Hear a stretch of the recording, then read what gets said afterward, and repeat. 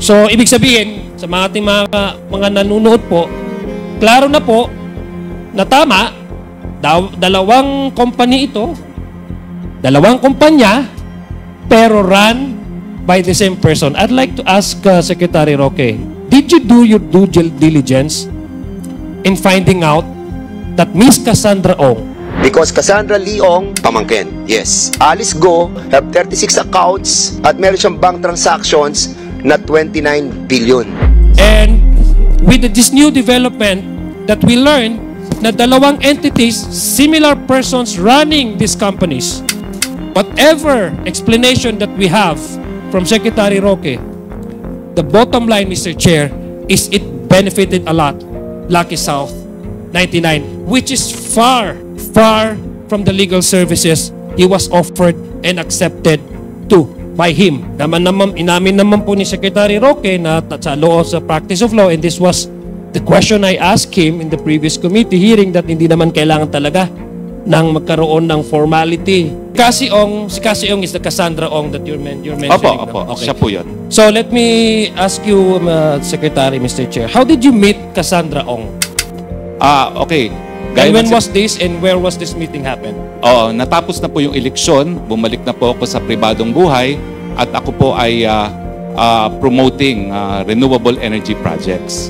So, fast forward po tayo na-claim nyo naman po at na-narrate nyo na nga po na you confirmed that you were present during that meeting with Chairman Tenco, no? Opo. Yeah, okay. So, sino pong tumawag? Who called Chairman Tenco or PAGCOR to arrange this meeting? Well, ang sekretary ko po ang nag-arrange ng meeting matapos po na nalaman namin na ang pagre-reschedule ng payment is a board decision. So your secretary arranged this meeting when you were still not employed by Whirlwind Company? Well, by that time po, opo, parang accommodation ka lang po sa Whirlwind. When did you first discuss with Miss Cassandra Ong about about you going with her to PAGCOR? When and where did this happen? Sa same month of July na po, no? Kasi ang palaging kausap ko ay isang CEO ng kumpanya ni Cassie Ong na hindi naman po nasa Pilipinas. So, Lucky Mr. Chair, South. sorry po. Yes. So So mga July lang po. July din po. Same month po of July. So si Cassie Ong is the Cassandra Ong that you're mentioning. Opo. Okay. Siya po yun, Mr. So Chair. when did this first meeting, did she I presume there were subsequent meetings happen, di ba? Because the first time that you met, sabi mo nga, hindi siya connected with the PAGCOR license. Am I correct, no? Opo, iba po yung representative. So when did the Cassandra Ong approached you and discussed to you about the POGO and maybe perhaps to accompany her, as you claim you represent the leasee, in this case, Whirlwind Company? When did that happen? Buwan na rin po ng July. Doon po niya sinangguni sa akin na nalaman lang nila dahil nakatanggap na sila ng sulat po sa PAGCOR na naniningil ang PAGCOR. Would you know, Mr. Chair, Secretary, would you know kung saan ito nangyari? Yung pag-meeting po yes namin? Yes po, yung pag-approach niya po sa inyo? Oo, humingi po sila ng meeting sa isang restaurant dito po sa Resorts World. Yun po ang tunay na ipinakikiusap ni Cassandra Cassie Leong at ni Attorney Harry Roque. So, yun po hindi po kami nakukonfuse, Congressman Adjong, sapagkat wala po namang relasyon kami sa Whirlwind At never was there any discussion about Whirlwind during Mr. that Chair, meeting. Okay. I do not dispute that case po kasi sinasabi lang noon, hindi kinakailangan magbayad ng attorney's fee, hindi kinakailangan magpirmahan. Pero Mr. Chair, that itong was not kasi a question. po, That was manifested. Wait. Mr. Chairman, point of order. Point of order, Mr. Chair. Point of order, Chairman, Mr. Chair. point of Opo, order. Wala mo nang... This chair is speaking. Okay, Wait. what's the pleasure of Congressman Adjong? That was a manifestation, Mr. Chair. It wasn't a question. So, no... So with all due respect po to Secretary Roque, whom I still respect, I do not need any response from him. Okay, thank you so much. Mr. Chair? The next we'll be proceeding to the discussion proper and the chair would like to recognize Congressman Representative Adjong for your queries. Go ahead. Thank you. Thank you, Mr. Chair. Bismillahirrahmanirrahim. Allahumma salli ala Muhammad wa ali Muhammad. Assalamualaikum warahmatullahi ta'ala wa barakatuh. Magandang umaga po sa ating lahat. Joint Chairs, let me go back a little bit because seems to be some concerns that have yet to be addressed fully by this committee. And this is in relation to the meeting that took place between Lucky South 99 and Chairman Altenco. The meeting that happened in the presence of the former Secretary Harry Roque. Mr. Chair, I have clarifications. Maybe go deeper into that. Allow me, Mr. Chair, to further clarify the details that happened in that particular meeting. Mr. Chair, Attorney Roque, magandang umaga po. Yes, Good morning, Mr. Chair. Magandang umaga po. You mentioned po in the previous committee hearing that some of the officers or officials of Whirlwind Company and perhaps the Lucky South 99 do not and cannot speak English. Am I correct? Yung pong pagkakaintindi ko, hindi lang po sa Lucky South, pero sa karamihan po ng mga Pogo. Kasi sila po talaga nagpapatakbo noong electronic casino na binobroadcast sa China. Kaya rin po nagkakaroon nga sila ng mga Pogo hubs para Yes. hindi na sila makahulubi Yes, po. yes, Mr. Chair. If I may be, if I may request Secretary Roque to just answer this representation with yes or no, kasi natanong naman. So yes, I took that as a yes. No?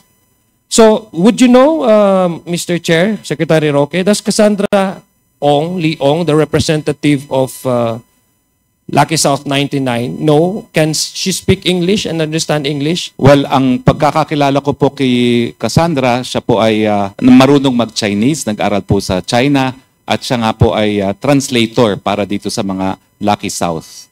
So pwede po siyang magsalita ng Tagalog or English, no? Opo. Opo. So that does mean that Ms. Cassandra Ong can communicate directly with the Chairman Altenco or PAGCOR? Pwede po. Pwede.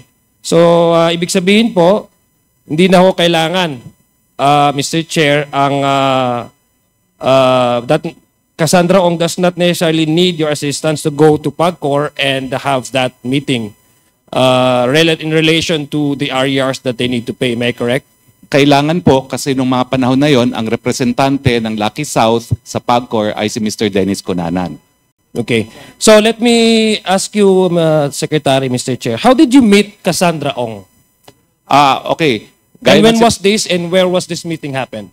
Natapos na po yung eleksyon, bumalik na po ako sa pribadong buhay at ako po ay promoting renewable energy projects. Isa po sa pinopromote ko talaga ay yung Sogod Power sa Cebu at kung hindi po ako nagkakamali, na-meet ko po ang isang representative ng kumpanya ni Cassandra Ong sa isang forum ng renewable energy. At linapitan po ako na meron silang interest kasi doon sa forum po yon na nanindigan ako na contrary to the position of many individuals, ang renewable energy, ang solar po ay po pwedeng 100% foreign owned. Okay. So, yun po yung konteksto na na-meet ko po ang kumpanya ni Cassie Ong. Yeah, so when did you first discuss with Miss Cassandra Ong about about you going with her to PAGCOR? When and where did this happen? Sa same month of July na po, no? Kasi ang palaging kausap ko ay isang CEO ng kumpanya ni Cassie Ong na hindi naman po nasa Pilipinas, na lumilipad, umaalis. Mukhang MBA type of person po, kaya nga hindi kami nagtagumpay na makakuha ng investment sa kanila, no? So si Cassie Ong po ay, ang alam ko, empleyado lang talaga ng Whirlwind, no? At bago pa nga nalaman ko na na-dispalkohan yung So, Lucky Mr. Chair, South. sorry po. Yes. So ano po? So gusto mga ko lang July po lang po. July Yes. din po. Same So- month po of July. So si Cassie Ong is the Cassandra Ong that you're mentioning, Opo, no? opo. Siya po yun, Mr. So Chair. when this first meeting, did she I presume there were subsequent meetings happened, 'di ba? Because the first time that you met, sabi mo nga hindi siya connected with the PAGCOR license. Am I correct, no? Opo, iba Tama. po yung So representante. when did the Cassandra Ong approached you and discussed to you about the Pogo and maybe perhaps to accompany her as you claim you represent the leasee, in this case, Whirlwind Company. When did it happen? Buwan na rin po ng July. Doon po niya sinangguni sa akin na nalaman lang nila dahil nakatanggap na sila ng sulat po sa PAGCOR na naniningil ang PAGCOR. Would you know, Mr. Chair, Secretary, would you know kung saan ito nangyari? Yung pagmi-meeting po Yes namin? po, yung pag-approach niya po sa inyo? Oo, humingi po sila ng meeting sa isang restaurant dito po sa Resorts World. So she specifically requested you to go with her to PAGCOR? Walang sabi lang po niya, may problema kami. Ang totoo po niya, ng unang sangguni is, pwede bang idemanda si Dennis Cunanan? I'm sorry to have to say this dahil kilala ko rin po si Dennis Cunanan. No? Ang sabi ko, kumuha ka rin ng ibang abogado kasi kakilala ko si Dennis Cunanan, ang mga anak namin magkakaklase from K to 12 at kapitbahay ko pa. So ang sabi ko na lang is, well, humanap kayo ng ibang abogado, pero ang solution naman sa problema mo, pwede naman humingi ng rescheduling of payment dyan sa pagkakautang po. So, ang response po nyo dun sa request niya,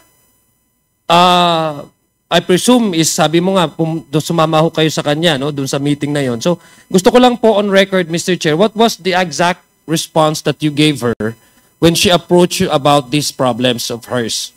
Well, ang pag-contact po niya sa akin is anong gagawin? Kasi na-dispalkohan daw yung kanilang lessee na Lucky South, no? So, ang gusto niya is legal action. Eh, ang sabi ko, hanap po kayo ng ibang abogado kasi kakilala ko po yung rinireklamo ninyo, no? At masama dahil kapitbahay ko pa. So, ang sabi ko, baka matutulungan ko naman kayo na magkaroon ng rescheduling of payment dahil pumapayag naman ng mga gobyerno sa rescheduling of payment, lalo na kung hindi naman talaga consistently masama ang payment record. So at this time, when you met her and asked you, Mr. Chair, Secretary Roque, of these perhaps legal advices, were you already employed by Whirlwind Company? Hindi pa po. Kasi po, nag-iinganyo nga po ako sa kanila na mamuhunan po sa mga energy projects. So wala pa po kaming professional relationship. It was more of, I wanted them to invest in an energy project po. Okay. So, fast forward po tayo na claim nyo naman po at na-narrate nyo na nga po na you confirmed that you were present during that meeting with Opo. Chairman Tenco, no? Opo. Yeah, okay. So, sino pong tumawag? Who called the Chairman Tenco or PAGCOR to arrange this meeting? Well, ang sekretary ko po ang nag-arrange ng meeting matapos po na nalaman namin na ang pagre-reschedule ng payment is a board decision. So your secretary arranged this meeting when you were still not employed by Whirlwind Company? Well, by that time po, opo, parang accommodation ko lang po sa Whirlwind. At that time po, wala kaming professional relationship other than patuloy ko pong iniinganyo sila na mamuhunan doon sa energy project. So gusto ko lang pong malinawan dito, Mr. Chair, si Kaskasi Ong approach you, you do not have any legal or professional relationship with her and told you about her problems with Mr. Dennis Cunanan, and you were not employed at that time during this meeting by Whirlwind Company, and yet you extended the effort of contacting PAGCOR to set up that meeting. Am I correct? Tama po yun, dahil nga po iniinganyo ko sila na mamuhunan sa proyekto. So parang that's a show of good faith po. Matanong ko lang po, bakit ho nyo nagawa yun? Dahil gusto ko po talagang magkaroon ng relasyon sa Whirlwind na sila po yung mamuhunan doon sa mga energy projects na pinupush ko. Okay. Would you confirm this, Chairman Tenco, that the meeting that took place among you was arranged or requested by the Secretary of Attorney Roque? Magandang umaga po, Congressman Adyong. Yes, on the week prior to July 26, the office of former Secretary Roque got in touch with my office, and they were requesting for a meeting. If it was possible for former Secretary Roque to meet me. So you confirm. I confirm. Yeah, okay, sige. Congressman. Secretary, at the time of you and Cassandra's meeting with the Chairman Altenco, Alam ko naman on record na sabi dito, but I just want you to confirm. How much was Lucky South's payables to PAGCOR? Well, ang pagkakaalala ko po ay $500,000 po. And would you know what these payables are for? Actually, hindi ko po alam kung ano talaga yung nature ng payment.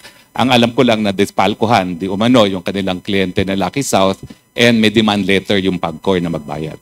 Okay, so so did you tell Cassandra Ong, since sobrang bait nyo naman, in-approach na po kayo, at tinulungan nyo po siyang magkaroon ng meeting with Chairman Tenko, this is even prior to your prior to the hiring ng as legal agent at legal representation ng Whirlwind. Nasabi niyo po ba how would you be able to, for the Lucky Strike to be able to settle these problems with PAGCOR, their problems with PAGCOR? Well, ang sabi ko po, pwede naman humingi ng rescheduling of payment. Pwede naman nabayaran ng gives yung pagkakautang at pumapayag naman po ang mga korporasyon dyan. So nasabi din yung po pa, Secretary Roque, that they need to pay these RERs to PAGCOR in order for them to renew their license? Well, yun nga po ang concern nila kasi nagulat sila na may pagkakautang sila at syempre, pag nagkaroon ng pagkakautang yung kanilang kliyente, pwedeng malagay sa alanganin yung kanilang lisensya. So how did, Mr. Chairs, how did Lucky South 99 respond to that advice of yours? Hindi po ako nagbigay ng advice sa Lucky South. Alam na po ni Cassie ang consequences para sa Lucky South kung hindi mababayaran yung utang kasi nag-demand letter po ang PAGCOR. Sinabi na ng PAGCOR na kinakailangan magbayad sila, otherwise magkakaroon ng consequences sa kanilang lisensya. Pero wala po akong communication doon sa Lucky South. So hindi ko po alam kung anong response ng Lucky South. Yes, okay. So nagbayad din mo sila ultimately, no? Mr. Na-confirm po. I'm asking Chairman Tenko. Did they able to pay? Yes, they were able to pay, Okay. Congressman. Was there any payment scheme happen? Payment scheme? Yeah, payment scheme arrangement with between PAGCOR and Lucky South 99? Actually, there was no payment scheme, Congressman Adjong. But on that same day of the meeting, they made a payment of $203,000 that showed that there was good faith on their end to settle. And then over time, I think matter of another 60 days, they were able to settle all their arrears with PAGCOR, Congressman Adjong. July, so took them about 6 months to pay off all the balance. So we're looking at close to $300,000 that was paid over time. So there was no payment scheme, but there was already a payment that happened. Yes, at the same. Was the arrears paid in full or was it in trans? It was paid in tranches because on that day, I would like to on that day itself, while we were in a meeting, a payment of $203,000 was made. So the balance was paid over time up to January 2024 already. Mr. Chair, Secretary Roque, I'm sure you know the nature of why Cassie Ong requested your presence in that meeting. Am I correct? Well, she would not approach you if she wouldn't probably know that you have, you have some, at least your presence is really in need there. Kung sa ordinaryo na tao, hindi naman ho magsasama kung alam na walang impluwensya yung isasama sa opisina. Tama ho ba? So would you know, for example, did Cassandra Ong, I presume, told you about her problems with Mr. Cunanan? And ano po ba yung mga options na nasabi mo sa kanya apart from, say, for example, paying the amount that they need to pay to PAGCOR? Yung idea po na mag-arrange ng rescheduling para sa mga pagkakautang ay nanggaling sa akin. Dahil ang tanong nga nila is, anong gagawin namin? Nadispalkohan kami. Pwede bang idemanda itong Dennis Cunanan? Ang sabi ko, humanap kayo ng ibang abogado. Hindi ko pwedeng idemanda yan dahil kakilala ko yan. Pero ang alam ko, pwede namang ayusin yan sa pamamagitan nga na paghihingi po ng rescheduling of payment. So nanggaling po yung initiative ng rescheduling of payment sa akin na. At kampante naman po ako na papayag naman po ang PAGCOR basta nga lang merong show of good faith, no, na meron talagang intent to pay at ma-explain lang kung bakit sila na-delay sa pagbabayad dahil bago naman sila na-dispalkohan, wala naman silang problema po sa pagbabayad sa PAGCOR. Okay. Mr. Chair, at Secretary Roque, you confirmed the Attorney Fernandez testimony earlier in the previous meeting that you made the follow-ups with PAGCOR regarding the application of Lucky South 99, am I correct? 3 beses po, 2 by text, 1 by telephone call, pero yung telephone call ko po, hindi follow-up, it is only a matter of information na nakahanap na ang Lucky South ng abogado para gumawa ng MPTT na requirement po. Thank you po. Thank you. Sorry po, Secretary. I'm just wondering po, who requested you to make these follow-ups? Request po ako ni Cassie Ong kasi ang sabi po niya, hindi raw niya makontak si Attorney Jessa, no? At totoo naman po, doon sa mga tawag ko, talagang busy-busy si Attorney Jessa. So once po, para tanungin ko kung ano yung kulang pang mga documentation, kasi nga po, request ako ni Cassie na hindi raw niya makontak. So sabi ko, well, let's see kung makokontak ko naman, baka timing lang yan. So you're doing this, hired na po kayo as a lawyer of Whirlwind Company? Opo, nagsimula na po yung kaso kasi 2 weeks after the meeting on July 26, hinire na po niya kami para dun sa ejectment case at ang first task nga po namin is ma-prevent yung execution na inisyu ng Regional Trial Court ng Angeles. So alam niyo po, Mr. Chair, John Chair, Secretary, that these follow-ups are by nature the lacking documents of Lucky South 99 that they need to comply with PAGCOR. This is directly in relation with their application. Apart from paying the RERs, their application as well for a license nung sa newly amended guidelines ng Secretary. So you would know, for example, of the nature of these follow-ups that it pertains also for their application for the IGL license. Am I correct? Tama po yan kasi ang pinag-aawayan nga po yung possession dun sa lugar na ginagamit for POGO. So, concern po si Cassie as the lessor of Lucky South na kung mawawala naman sila dun sa posisyon, wala na rin silang kontrata dun sa POGO. Kasi nga po, sila yung pinapaalis dun sa possession, sa premises na ginagamit para sa POGO po. So after, sino po ba ang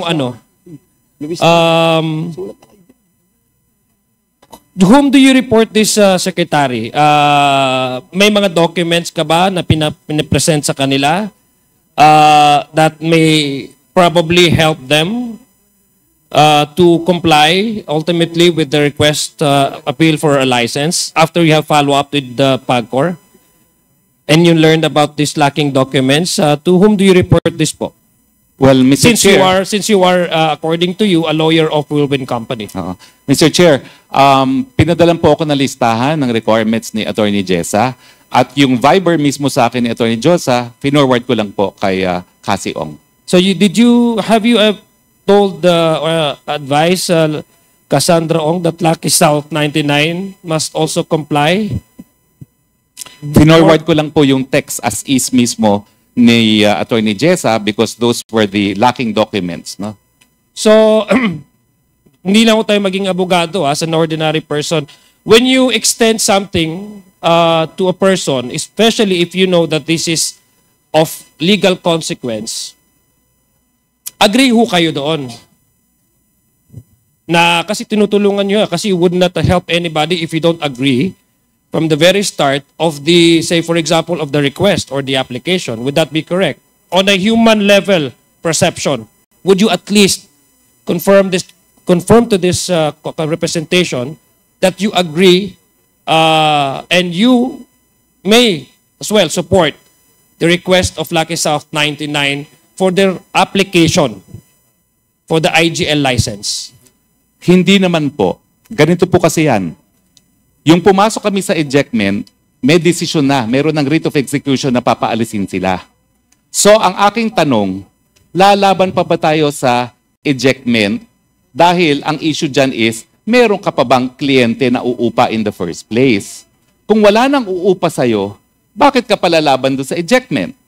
At in fact, ngayon po, yan ang problema ng Whirlwind, no? Na kapag natalo sila sa possession, bibigay na namin yung problema sa Pogo doon sa may-ari.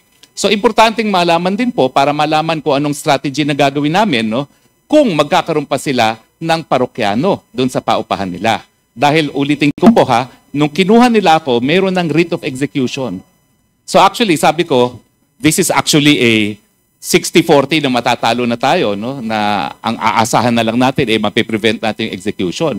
Pero dahil talo na sila at meron ng writ of execution, ang tanong din is it worth it to fight kung wala ka rin namang kliyente at hindi rin mabibigyan ng lisensya? So, pwede ka na mag-surrender kung ganun po.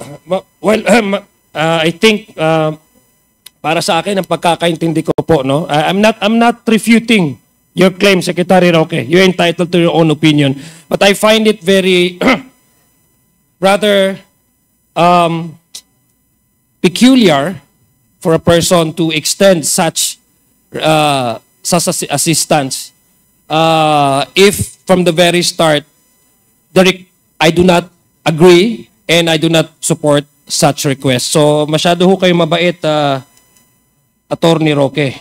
Now, in the previous hearing po, Mr. Chairs, Secretary, it was your claim that you were acting as for Whirlwind Company because the Whirlwind Company in this case is the agent or the leasee nung Lucky South 99. Am I correct po, Mr. Chairs? Lessor Secretary? po sila. Yes, ang sorry. leasee po ay correct me, Lucky correct. South. Yes. Opo. So, tama po. Sorry po.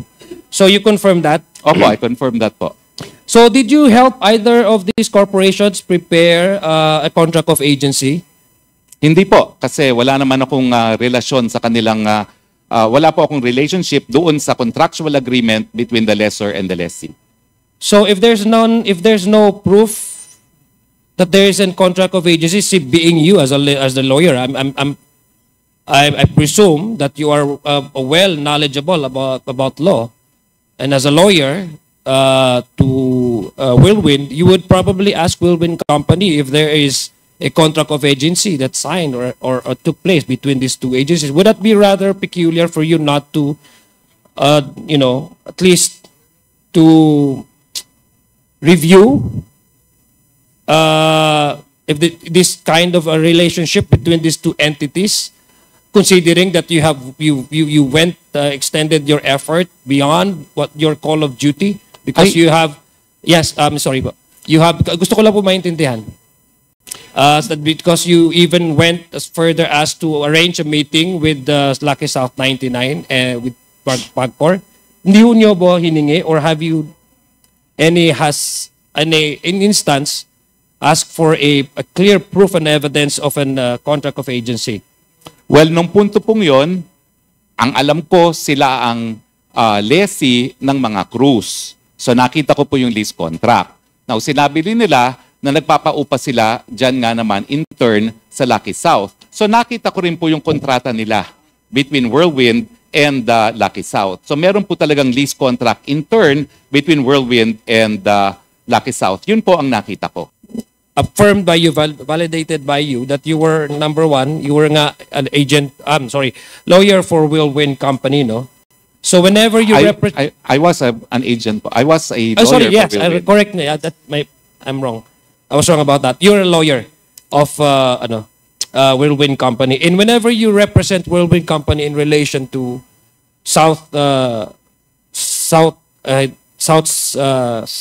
Lucky South 99, I'm sure part of that arrangement is naturally they will pay you for whatever representation you would make in the advantage or to the advantage of your client. Am I correct? Well, hinire po nila ako para sa kaso. So, I do not have a general retainers with them. I have a specific agreement to handle the ejectment case, no? Which started in the RTC of Angeles, and then we elevated the case to the Court of Appeals. So you never asked by Wilwin Company to do extra services to their client because according to you, you're limited to that particular case? Yes po. As soon as So we bakit signed po? the client engagement memo, we were limited to handling that ejectment case. So bakit ho kayo nandoon sa meeting and why did you do some follow-ups? Well, as I said po, nung time na nag-meeting kami, hindi pa po kami hired officially for any legal engagement. It was more of trying to convince them to invest in the energy projects that I was promoting, Your Honor. Kailan po kayo, Mr. Joint Secretary, kailan ko pa, may we know kung kailan ho kayo na-hire ng Wilwin Company? Well, na-file po namin. I submitted the documents po sa RTC Angeles second week of August. No, when your legal services was when legal services started with the Wilwin Company, would you know what specific date was this? Well, there is a specific date, but I think it is 1 week before we filed the motion in the RTC of Angeles. Because when we found out what had happened, ang first remedy namin is to ask the RTC of Angeles to recall the writ of execution that they had already issued. I'm sure, Mr. Chair, Secretary, I'm sure you have a document, no? Official document that you are sabi mo nga, you contest the question of Congressman Flores and Congresswoman Beatrix in the previous, kasi there was no client attorney relationship between you and Lucky South 99. So I presume, following that logic of yours and your explanation, you would probably have a document that would testify that you were hired by Wilwin Company. Would you be so kind enough as to give us a copy of that? That is covered by attorney-client privilege, Your Honor. Okay, sige. However, I would like to add... Yeah, but since magbait ka naman, Secretary, kasi nag-extend ka ng extra effort, maybe we can also tap that humanity of yours inside you to provide this committee. It is not something that you should be hiding because you're entitled naman to accept any legal arrangement with any companies in any corporation. It is Am I not for correct? me. It is not for me, Mr. Chair. It is for the client. But as far as the attorney-client privilege is concerned, that's sacrosanct po in the legal profession. Now, Yes. I would like to add po na although it is true that there could be an attorney-client without a written contract and without payment of services, the Supreme Court and the Code of Canons of Professional Responsibility takes the perspective of the client on when the attorney-client relation exists. In Canon 3 of the said rules of the said canons, the attorney-client begins as soon as the client reposes the confidence on an attorney to perform legal services. Now, but according to case law, in the first place, there must be a contract between the client and the attorney. There must be a meeting of the minds. Kaya nga pong sinasabi ko, although I represented an agent of Lucky South, that did not make Lucky South my client. Para rin po yung since mga airlines, merong silang mga handling agencies, pwede kong maging kliyente ng handling agency na hindi ko magiging kliyente yung airline itself, no? So yan po talaga yung nangyari, no? So as I said po, even if it were true that I represented Lucky South, ganun po ang trabaho ng abogado. Kaya lang, why will I say that I represented Lucky South na wala naman po talagang legal representation? Okay. Balikan ko lang po yung Last tanong ko two kanina. question, Congressman Jong. Mr. Chair, may I extend for another 1 minute or two minutes? Last two Mr. questions. Chair? 2 questions, okay. Sige. Kala ko 2 minutes na, 2 questions. So, balikan ko lang po, Mr. Chair, sa Secretary. So, roughly, kung marirecall nyo po, kailan po kayo na-hire ulit ng Wilwin Company? This is a week prior to the filing of your case in, 1 week before po, When was prior. this? When was This this? is the first week already of August. August of what year? Of 2023. 2023, okay. So, it's a good thing, Mr. Chair, that you've mentioned about that. At yung sabi mo, yung, kasi dalawa, Mr. Chair, no, sa ating mga kababayan na nakikinig ngayon, mukhang naku-confuse nga sila sa Wilwin Company and sa Lucky South 99. That's why we are trying to digest further, no? Inquire further kung ano ba talaga itong dalawang entities na ito. These are two different entities because the fact that they've entered into an agreement, it proves that they're two separate entities, no? So I have here, Mr. Chair, and I would like to cite itong lease agreement between, and by the way, may I ask, Secretary Roque, maybe Chairman Tenko, would you know in that meeting who represented whom? I mean, these are two entities, no? Whirlwind Company and South Lucky Nine. Would you know which or either of the two, Secretary Roque and and Cassie Ong, represented whom or what? Well, Congressman Adjong. Or are you still also confused at that time because you thought they're still the same, one and the same? No, first of all, very clear in my mind, and I was in fact conferring with Attorney Jessa earlier. There was no discussion on Whirlwind during that said meeting. And I think more important to note is the fact that Whirlwind has no relationship with PAGCOR because Whirlwind was never given a license, nor Whirlwind had any other reason why PAGCOR will deal with, or Whirlwind will deal with PAGCOR, because for us, Whirlwind does not exist. Because they never had a license, they never applied for a license, they were never issued a license in the previous administration. So, sa amin pong dalawa ni Attorney Fernandez, maliwanag po sa amin, nagpunta si Cassie Ong doon, hindi naman po tungkol sa Whirlwind eh. Nagpunta po si Cassie Ong doon para ipakiusap yung arrears ng Lucky South 99 na currently, during the time, ay isang license holder ng PAGCOR. Dahil nabigyan po sila ng lisensya noong nakarang administrasyon ng PAGCOR, hindi po sa administrasyon ko. So, yun po ang tunay na ipinakikiusap ni Cassandra Cassie Leong at ni Attorney Harry Roque. So, yun po hindi po kami nakukonfuse, Congressman Adjong, sapagkat wala po namang relasyon kami sa Whirlwind eh. At never was there any discussion about Whirlwind during that brief meeting with Attorney Roque and Cassandra Leong together with PAGCOR AVP Jessa Fernandez. Thank you, Chairman.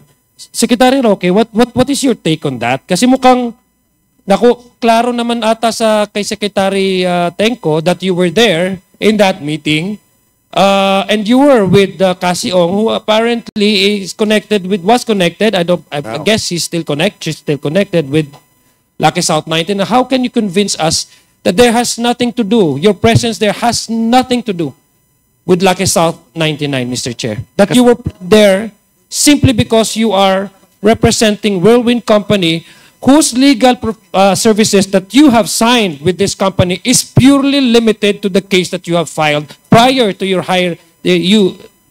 being hired by this company. So doon lang ako nagka-confuse. I'll give you, Mr. Chair, I'll give you time, Mr. Chair, to respond to that. Yes, Secretary maraming Roque. salamat, Mr. Chair. Nandun po si Cassandra Ong bilang ahente ng Lucky South. Pero gaya ng sinasabi ko, yung pagiging ahente niya does not make her a shareholder or an officer of Lucky South. And since I represented an agent, ang ibig sabihin po, ang kliyente ko yung ahente. Wala pong pagkakaiba yan, for instance, dun sa mga ground handler sa airport. Pwede kong maging kliyente yung ground handler, for instance, yung Mia Score. Pero hindi ibig sabihin nyo na palibasa nagbibigay ng serbisyo ang Mia Score sa Cathay, kliyente ko yung Cathay. So I rendered service to an agent of Lucky South, and obviously she was there to make sure that the interests of their principal would be protected dahil nga na-dispalkuhan siya. So the answer is, Cassie Ong was there as an agent. And in fact, in the rules of PAGCOR, kinakailangan magkaroon sila ng representative, an agent who will represent the different licenses with PAGCOR. And it is not a requirement that the agent becomes a shareholder or an officer. Okay. In fact, after that meeting was when Sandra Ong became a representative of Lucky Star, and if the good chairman will recall, kasi sabi ko, naalala ko, sabi niya, naku yan, Dennis Cunanan, palitan niyo yan. Hindi mabuting tao yan, no? Palitan mo na yan. At after that meeting, naging representative po si Cassie Ong ng Lucky South. But during the meeting po, on record na representative was still Dennis Cunanan, which Mr. Cunanan disputed the last time. Sabi niya, a month before, hindi na raw siya ang representative. Pero sa officially in the records of PAGCOR, I am 100% sure po, as of the date that we met, it was still Dennis Cunanan. Kaya nga po kinakailangang tulungan si Sandra Ong kasi pwedeng hindi siya pansinin eh. Dahil bakit ka papansinin ng PAGCOR, hindi ka naman representative ng licensee nila. Yun lang po, Mr. Chair. Thank you, Mr. Chair. And this happened despite the fact that you were hired by Wilwin Company, not on any way connected with Lucky South 99. Mr. Opo. Chair, yes, no, that is a manifestation. I do not require any response to that, Secretary po. Mr. Chair, I have here the agreement, lease agreement between Wilwin Company, the lessor, and the leasee, in this case, Lucky South 99, Outsourcing Incorporated. This was signed, and the fictivity of the term of the lease commenced on November 5, 2019 up to November 4, 2022.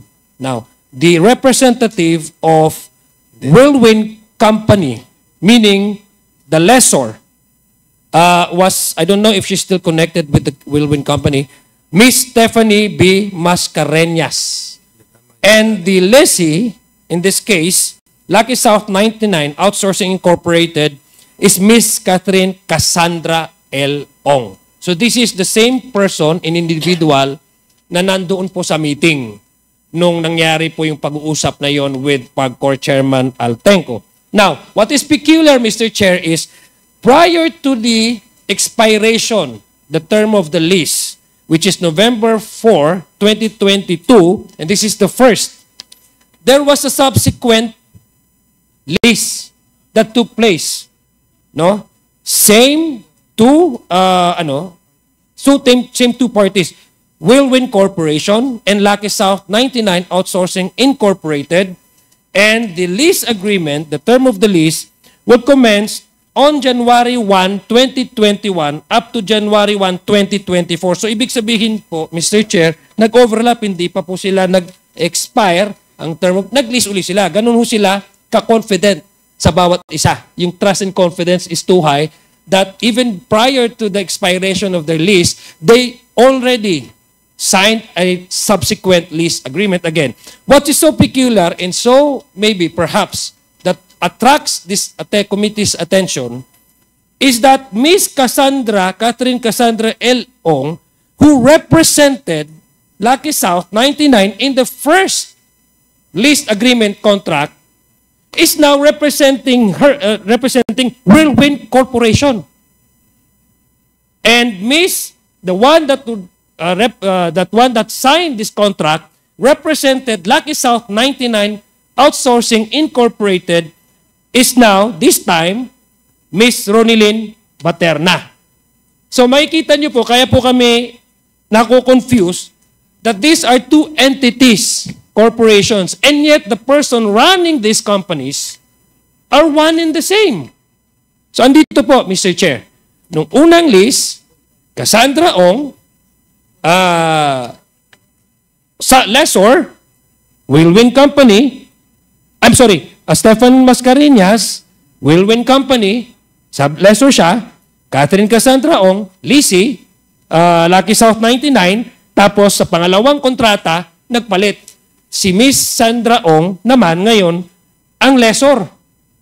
At ang leasee is Miss Ronilyn Baterna, Mr. Chair. And also, it is quite, parang nakaka-striking din yung isa sa dokumentong ito that this was signed by the same lawyer, Attorney Maria Gracia Dioco. Same po. Same ang nag-notarize po ng dokumentong ito.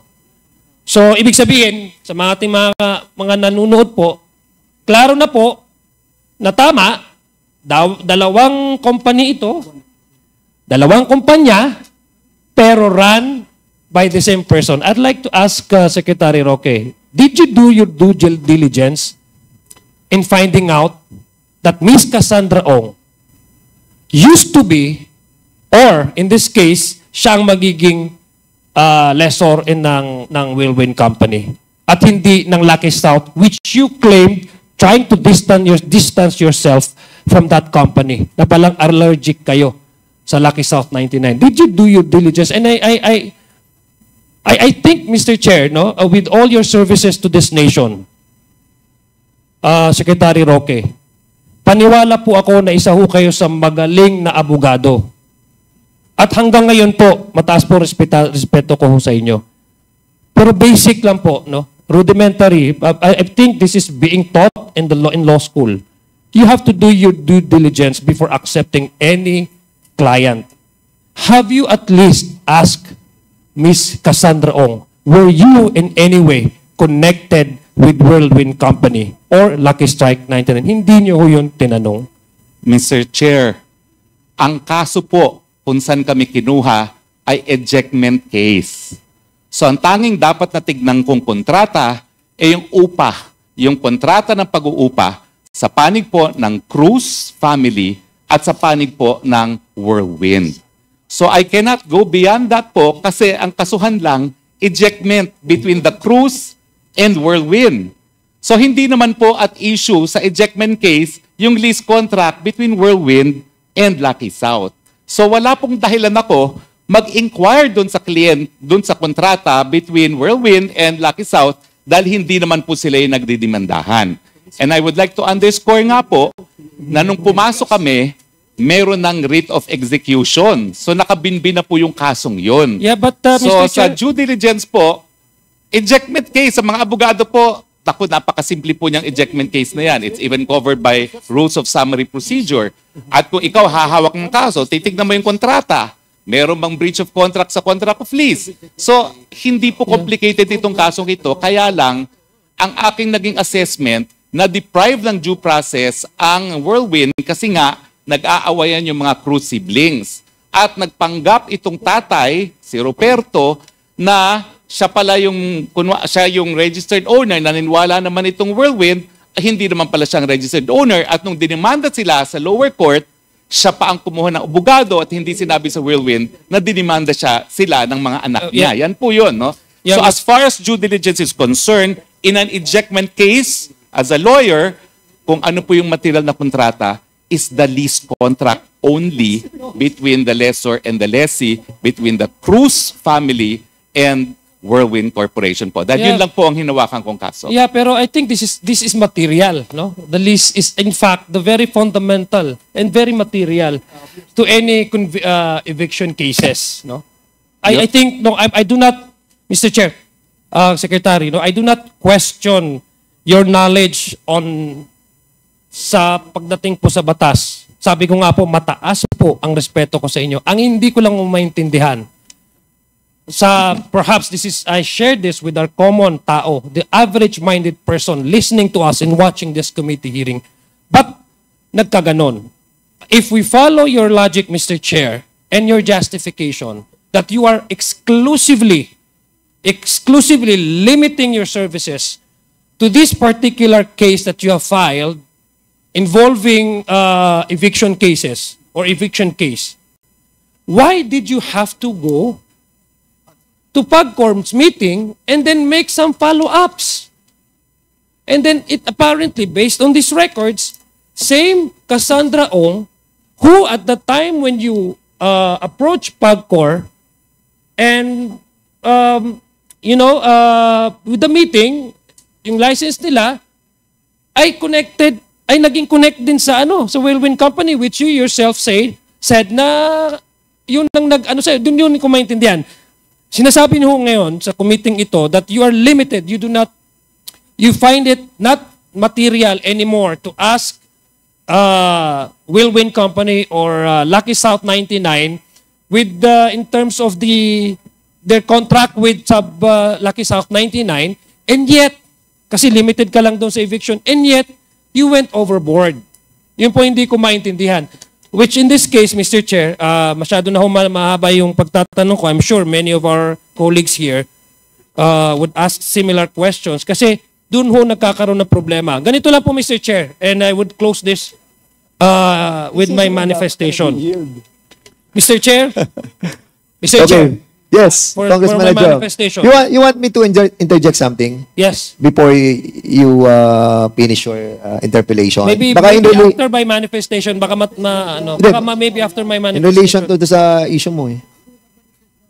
Tapos na ng question niyo. Sige, okay, go ahead. My manifestation. Kanina po, inamin naman po ni Secretary Roque na sa law sa practice of law, and this was the question I asked him in the previous committee hearing, that hindi naman kailangan talaga ng magkaroon ng formality that you have to sign with your kasi pag law yung definition po ng Supreme Court yung practice of law, and I agree with him now. He agrees with how the Congresswoman Beatrix Luistro. Now I'd like to, Mr. Chair, and this is not in any way to contest or to even engage in legal discussion with Secretary Roque. Who am I to contest his legal opinion on the matter? But this is already a decided case, pertains to the lawyer-client relationship, no? Very much connected with the sinasabi ng Supreme Court definition nila with the practice of law. Kasi nga po yung participation po ni Secretary Roque dito sa usaping ito, yung legal services na binigay niya according to him sa Wheelway Company. And in Burby versus Magulta, sinabi po, a lawyer-client relationship was established from the very first moment complainant asked respondent for legal advices regarding the former's business. To constitute professional employment, it is not essential that the client employed the attorney professionally on any previous occasion. It is not necessary that any retainer be paid, promised, or charged. Neither it is material. Tingnan, Mr. Chair. And with this new development that we learned na dalawang entities, similar persons running these companies, whatever explanation that we have from Secretary Roque, the bottom line, Mr. Chair, is it benefited a lot Lucky South 99, which is far from the legal services he was offered and accepted by him between himself, Mr. Chair, and Whirlwind Company. Thank you, Mr. Chair, for Okay, that Mr. opportunity. Chair, Marami pong salamat, Mr. Secretary Chair, Roque, if you please, sa inyong response. Mr. Chair, Thank you, Mr. Chair, could I briefly just cite also a case? Yes. You have 2 minutes. Okay, go ahead. Okay. I do not dispute that case po kasi sinasabi lang noon, hindi kinakailangan magbayad ng attorney's fee, hindi kinakailangan magpirmahan. Pero Mr. Chair, that itong was not kasi a pong question. ito, That was a manifestation. Wait. Mr. Chairman, point of order. Point of order, Mr. Chair. Point of order, Chairman, Mr. Chair. point of Opo, order.